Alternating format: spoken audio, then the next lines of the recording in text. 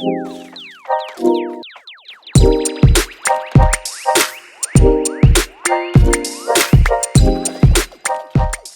right. I have a great topic for this video today, you guys. So I first want to say welcome to those who are new coming to my channel, Mothers Teach. Welcome, welcome, welcome. Don't forget to hit the subscribe button and comment down below any additional questions that you may have for me and our special guest here, which I'll introduce in a moment. So what I wanted to do was introduce the topic of doulas. And I thought it would be a great topic because a lot of people have been asking me, can you interview a doula? I'm interested in it. I want to know more information. And, are they supported by insurance? How do I get in contact with a doula as well? And doulas right now are like on the rise, high demand. And a lot of parents are wanting the extra support throughout their pregnancy, the birthing experience, and postnatally, so after or postpartum, so to speak. So I have a special guest today. Her name is Taylor Smith from Connecticut. Hello, guys. Thanks for having me. Yes. Yeah. All right. And then I'm just going to give Taylor a small introduction, and then we're going to get into the questions. So now I did have a lot of subscribers that wanted some important information, and it's about 20 questions. And so we're going to go through those 20 questions together. All right. Okay. So first, don't mind me, guys. I do have my phone for Taylor's introduction because I do not want to mess it up. So Taylor comes from a background of serving others. Before becoming an interdisciplinary doula, her roles all involved taking care of others. Her own birth experiences allowed her to answer the call to birth work. Okay, so Taylor prides herself on her dedication to those she works with and genuinely loves to see families and their babies thriving. So do I. So this was a great match for us to do this interview. All right, Taylor has strong interest in science, nutrition, herbal remedies, and lactation. Mm-hmm. As a current CLC, which is a certified licensed counselor, she has added to her personal knowledge of breastfeeding and is extremely passionate about helping women through their breastfeeding and pregnancy journey. Taylor is also a peer counselor with WIC, so if you guys are familiar with that program. While supporting mothers and babies in her capacity there, she is honing her counseling skills to ensure mothers have culturally competent emotional support alongside the physical. Yes. Yes. So thank you so much, Taylor, for joining me on my channel. And we are going to go ahead and get started. Pretty much the first question I'm going to ask you is, we already went through like introducing yourself, but I guess the next question would be, what brought you to this path of becoming a doula? Yes. So 2014, I had gotten pregnant and I had a wonderful pregnancy. I mean, I love I've had two sons, a 5-year-old and a 7-year-old, and both pregnancies were so good to me. I love being pregnant so much. Excuse me. I consider even becoming a surrogate. Something about it. Yeah. Yeah. Feel good. I love pregnancy, right? Right. So with my eldest son, I had an unmedicated birth. I try not to say natural birth or, right. Because all birth is natural. However, unmedicated, right? It was so unmedicated that I can hardly remember half of what happened. And I didn't know all that I know now. I obviously wasn't a trained doula.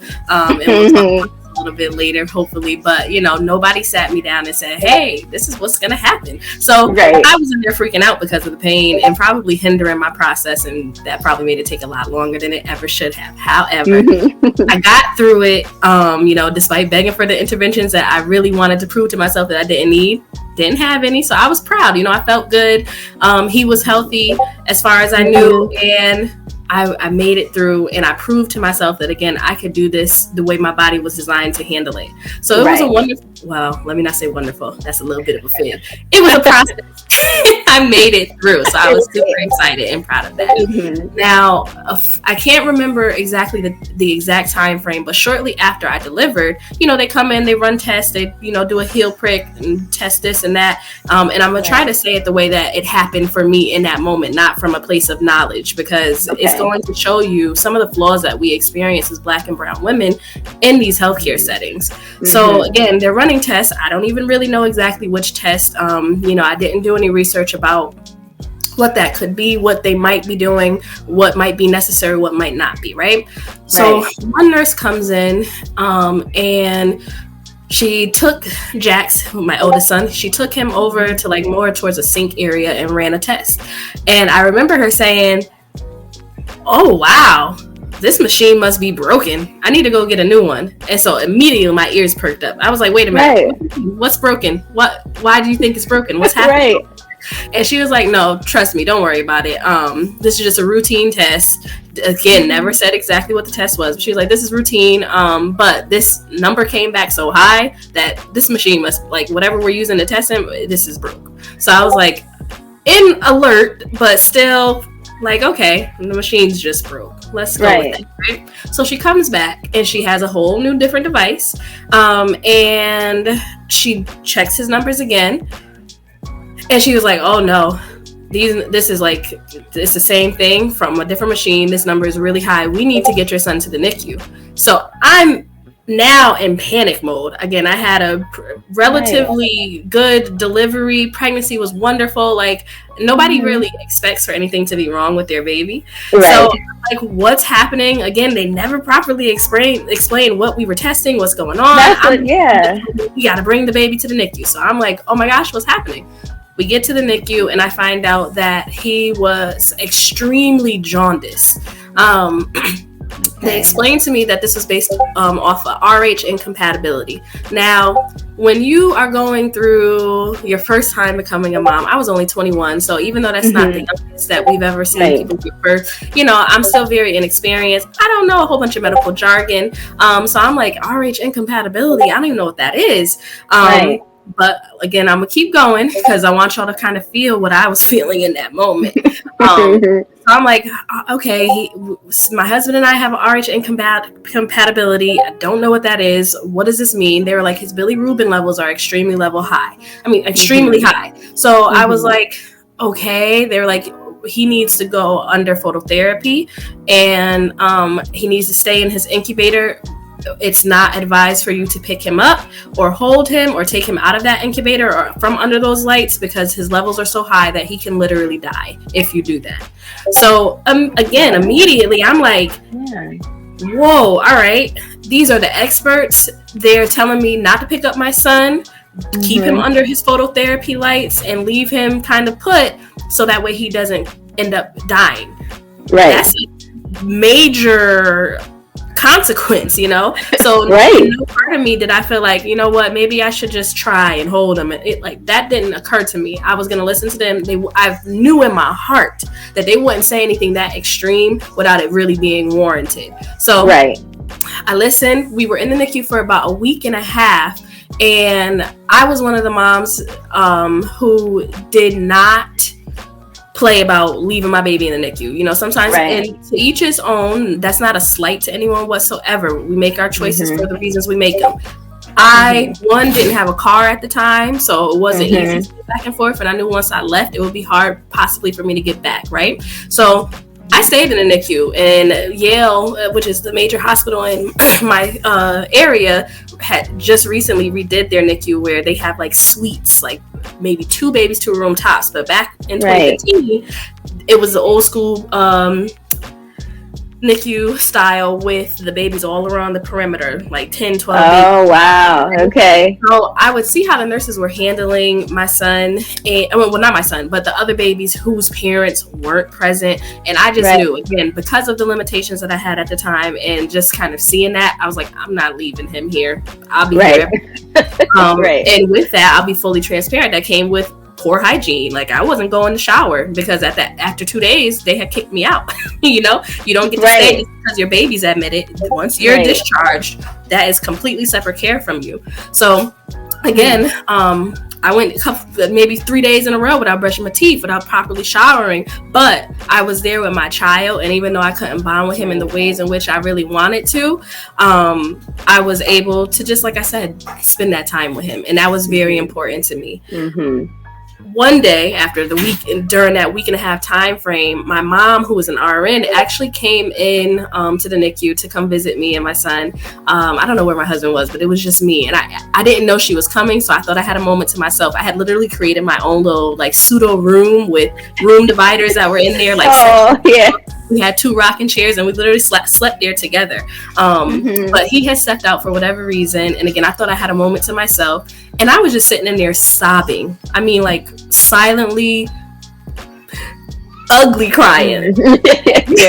My mom came in and she was like, "Why are you crying?" Like, she was alarmed. She's like, "What's wrong?" And I was like, I just feel so bad because I want to hold him. Like, this is my first child. Like, even back then, although I didn't know all I know now, I knew how important breastfeeding was because my mom breastfed me for 3 years. And hearing lots of stories about what I would do as a, through 3 years old, the wild little things like aspirin, milk, stuff like that. And it made it an endearing thing for me. So it was something that I knew was important and something that I wanted to do with my son. And I was denied that because I couldn't pick him up. I was able to pump my milk, thank God.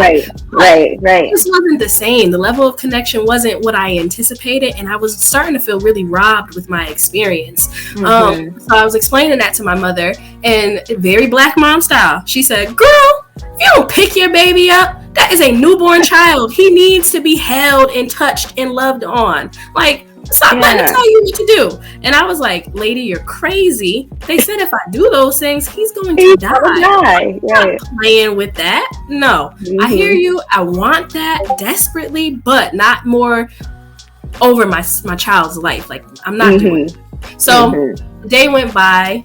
And she did. She told me basically how to navigate that hospital care setting, how to advocate for myself. I was already going to the doctor's morning and afternoon and evening huddles and listening to what they were saying to see if his levels were going down. They had basically stalled and weren't really going up or down. But I was listening and paying attention, but she was like, during those meetings, you need to start saying that you want to do this and you want to incorporate this into his care plan. And like I said, at first I was like, she's crazy. I'm not doing all of that.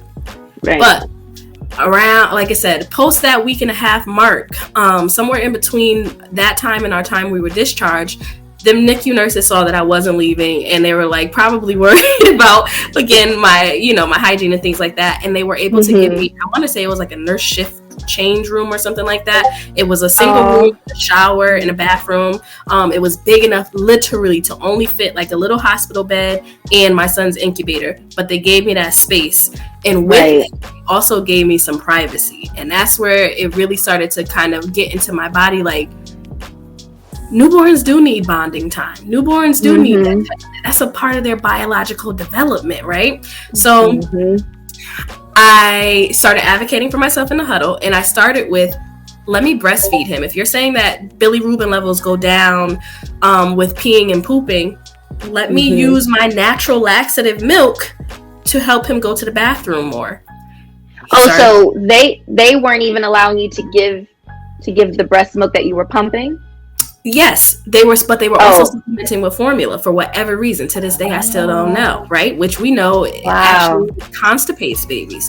So I was like, I don't want him on any more formula. Let me give him my milk, but more importantly, I want to directly breastfeed him. Give me that time with him. They push back so hard. They're like, he's gonna die. You can't take him out of there. He needs extensive phototherapy treatment, like everything. And I was like, well, we've been here for a week and a half and nothing's really changed. So I'm going to try it my way. And I kind of had to switch from the frame of they're in control to this is your child and you collaborate with them about his care. It's not they dictate it, right? So there was a shift. I was scared. Don't get me wrong. I was definitely terrified because, again, they were saying my son's life was on the line. And I didn't want to just try to go against that or put him in jeopardy, right? But again, it wasn't working. So I was like, let me see what I can do. So they allowed me, this is a language that they use, they said, we will allow you to breastfeed, but you cannot do it, like, basically no extensive holding. Once he's done feeding, put him right back in his incubator. So again, I had the privacy. I did that, right? And again, because I was scared at first, I was really sticking to that. Let me just enjoy directly breastfeeding him, getting to take those. When they have phototherapy, they have to wear these goggles to protect their eyes, so he couldn't see. I was limited with touching him, all types of stuff. So I have so much mom guilt to this day surrounding that. But I was like, I get to feed him. I can take those goggles off. He can look at me. We can gaze at him. It was the most beautiful, wonderful thing. And I was just so appreciative of being able to finally have that experience. So again, that happened. I will put him back. And immediately, that later on that day when they tested his bilirubin levels, they had dropped so significantly. They were still high, but they had began to finally start to drop consistently. So that right there was my spark, and that was all I needed. I started, and again, in the privacy of my little room that they gave me, I started breastfeeding him directly, and I started doing skin to skin with him after. And I mean it when I say it, within 3 days after that extensive time that we had spent in the hospital in the NICU, we were discharged. So that was my kind of initiation into understanding that while science is so important, right? We figure so much out using science. There's also the humanity side of what needs to be happening in healthcare that we're kind of being denied in a lot of different ways. With science. And I knew that as a Black woman, I couldn't be the only Black woman who was being blindsided with what can come along with giving birth while Black. And I wanted to help other women be able to navigate those settings, because not everybody has an RN mom who's worked at the hospital that you're birthing in to help you navigate their policies and knowing how to do all of that. So again, I just wanted to help other Black women be able to have that route, to be able to say, actually, I want to do it this way, and know that they can do that, because a lot of times we aren't even aware that we have a say in our care plans or our children's care plan. And that's unacceptable. Because I feel like, no, that was good. That was good. Because my daughter, I had her in 2019, so she's 3 now. And the same thing, the jaundice, it wasn't like high levels. They said that it wasn't enough to like give her that, that therapy that they do. Right, the phototherapy. But they were like, they wanted us to go back and forth. And eventually my husband was like, she's fine. Like, you don't even see the pigmentation in her skin. Her eyes are fine. Everything's fine. She's peeing. She's pooping the way she should. She's feeding the way that she should. Let's just see what happens. And sure enough, it's fine. And they kept telling us, oh yeah, she looks fine, but we still want her to come in tomorrow, just to check. And we're kind of like, what weight difference would she have from today to tomorrow? Tell us, and they were just checking her weight. It wasn't like they were doing blood work or nothing like that to really check the jaundice. That's crazy. It was no blood work. It was all just checking her weight. And I'm like, so I just went with my husband, like, you're right. Let's not even. Especially because I don't even know what I was thinking. To what they're supposed to be measuring her bilirubin level. So don't get me started. But yes. All right, that was good. Thank you for that story, because I know a lot of people can relate to that. Yes. So I guess the next question would be, why would a doula be important? All right, so to answer this question, I actually have to ask a question. Okay. All right. So in most things in your life thus far, did you go into things completely blind, not really knowing what could happen, or have any intentions behind what you were doing? Or I usually go straight to Google. Okay. Or did you try to compile some sort of information, maybe do a Google search, ask a friend for an opinion, try to get, just try to get your footing as best as possible in some way, even if it was just minimally? Yes. I was always a perfectionist, had to know everything before I got into something. So yeah. Right. But unfortunately, most women aren't typically sat down and given that birth version of the birds and the bees, right? No one's sitting us down to talk about birth or share our birth stories. It's become almost taboo in a lot of different ways. And I got a theory for that. I think it's really based in slavery and how we were breeding tools and things of that nature. But again, it's taboo. These are not conversations we're sitting down and having with our mothers and our grandmothers to kind of get a good understanding of what we're about to go through. So where does that leave us as birthing women? It leaves us uneducated and in a state of oblivion, right? Yep. So one way that a doula is important is because doulas are capable of teaching you what's going on in your body and how to navigate and handle those things, right? When a woman is knowledgeable about what she's experiencing, she's empowered to take control and make informed decisions. Right. So that's one quick way, right? And forgive me because this is actually going to be another one of them long-winded answers. No, take your time. Go ahead. But there's another side of this too, right? In the U.S., we are currently facing what's been coined the Black maternal health crisis. When we look at other industrialized nations, right, the highest rate of maternal mortality is in France, and it weighs in at 8.7 deaths per 100,000 live births. In the United States, our maternal mortality rate is 23.8. Mind you, the next, again, out of the highest maternal mortality rates, France is second highest at 8.7. That's more than double. Right. We're supposed to be the most technologically advanced, this, that, and the third, wealthiest, all of this stuff, right? But we have double the rate of maternal mortality, and especially amongst Black women, and that's as of 2020. 60% of those deaths have been deemed preventable, meaning 60%. Over half of these Black women who are dying at this rate is deemed scientifically found to be preventable. It did not have to happen. God. I know you kind of really have to chew on that for a second. That's literally scary. Yes. Oh my gosh. Right. So studies have shown that Black women are 3 times more likely to die from pregnancy or related complications, which is practically the equivalent of saying Black women are 243% more likely to die when compared to white women. That's, again, these numbers are, I don't even have the words to really describe that. Yeah, like giving birth, like when you think about what you're facing just because you're Black while giving birth, it's crazy. And again, these are known preventable deaths. So it's not like this is happening because of some genetic disposition or because something's wrong with our bodies. It's the result of Black women not being listened to, Black women not being believed, and the result of neglect, bias, and systemic racism. Right. So having a doula can actually help prevent the outcome being death from those complications arising, because a doula can give family the tools and the information to allow them to advocate for themselves and decipher when something is going wrong. With that knowledge, families are empowered to act, which can literally save a life. Right.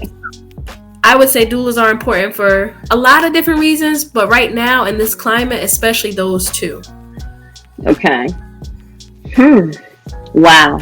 I'm so shocked at these numbers. Like, I knew it was an issue, right? I knew it, it was all over the news, and not as much as it should have been, actually. Right. So I lied on that. It was not really all over the news. I would say social media made it more of like an awareness, but it needed to be more, Yes. Even the stories with Serena Williams, when she had wasn't it like a pulmonary embolism? Yes, and this is a woman who was wealthy beyond means, and that's one of the things that we found with the study of the maternal health crisis. It doesn't matter your education level, it doesn't matter if you're rich or poor, it doesn't matter if you live your best life or your worst, it doesn't matter if you go to every single doctor's appointment, take every single prenatal pill that you possibly can, you're still at risk of facing because of your skin color, because these providers are not listening to you, because these people are thinking that we have higher pain tolerance, so they're not worried about it. It runs deep, and it's unacceptable. Right. So I guess, I mean, that pretty much answered the next question. Do people really need one? In my personal opinion, I feel like yes, especially first-time moms. No matter the skin color, but especially women of color, you know. Right. Yeah, I mean, that's a really important tool, and I feel like maybe they should start implementing like as a requirement. Yeah. You know, like especially your first pregnancy, I feel like maybe that should be just something like, do you have a doula? Like as part of your care plan, you know, going to your doctor, you know, do you have a doula? Maybe we should just go ahead and refer you to one, or, you know, I feel like that should be a conversation. Right. Indeed. Or I mean, again, in my opinion, I would say that everybody needs a doula as well. Especially Black women, I feel like they need to ensure that they secure a doula. But if nothing else, maybe require childbirth education. Again, because we're not having these types of conversations where we're talking about what birth is, what to expect, the different stages of labor, you know, those types of things. So we shouldn't be having to go into this so as blind as we are. Like it's strange, because like we said earlier, in no other way do we kind of just jump in and like, well, we're gonna see what happens. We plan about these things, and we need to be intentional about doing that with our bodies and our babies and our labor as well. Yeah, because I know, you know, when I was pregnant, yes, you can ask, you know, your parents and things like that, but a lot has changed, and that's what they say. You know, I can give you all the advice, but a lot has changed. I mean, down to the bumpers around the crib, you know, they're recalling that now, you know. They didn't have to put babies on their backs like they are now, you know, so it's just a lot. And they're like, you know, it's kind of touchy giving you advice, you know, because I don't want to be the cause of something, you know, but I still do feel like, you know, we should still have some type of guidance, you know, whether it be professional, you know, we do need some type of guidance. And when I was pregnant, you know, I was looking up everything, even before pregnancy, you know, we were planning, and I was Googling everything, YouTube and everything, just getting prepared. And also the conversation around, are you in any birthing classes?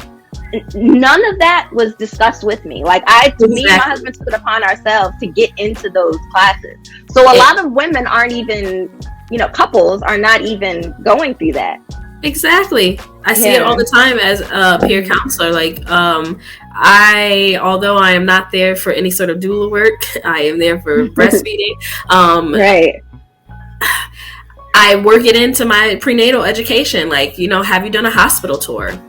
And you know, like having familiarity of the place in which you're birthing lessens your fear and your anxiety, which makes your labor go a little more smooth, just slightly. You know? Have you done a birth plan? And I don't want to jump too far into that, but you know, those types of things, I find ways of working in, because it is too important for us to not at this point. Right, exactly. Yeah, this is like a dire need. Yes. So how would you go about finding a doula? Okay, so a lot of times that's done by word of mouth referral. You know, your friend might have had a really good experience with having a doula, which is becoming more prevalent. As you said, doulas are on the rise, like it's becoming a known thing. So, you know, you might hear of somebody who used a doula, or, you know, see a post where, oh, I love my doula. Always shout out your doula, because that's ways in which we get referrals to be able to help support women. You can ask your provider, do you network with any doulas or know of any doulas, those types of things. So a lot of it, again, is more of the referral from other people. But there are actually a few different doula registries that are becoming available. I can't say that I know the names of any specific ones, but that's becoming a thing. They're starting to registries for Black doulas, registry for Black midwives, like, you know, birth workers in general, to be able, so people can be able to find these supports and access them easily. Another way that has, especially for me, has been really big in terms of getting referrals and connecting with women and families has been to being able to be searchable on social media. People put doula in their name, so that way when you search doula, it's the first thing that comes up.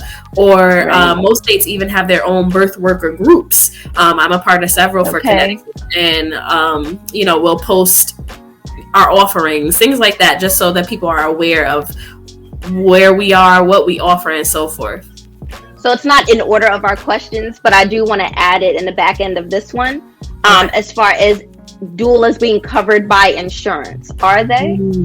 So that actually varies from state to state. There are some states who have implemented doulas being able to be refunded for their services via insurance.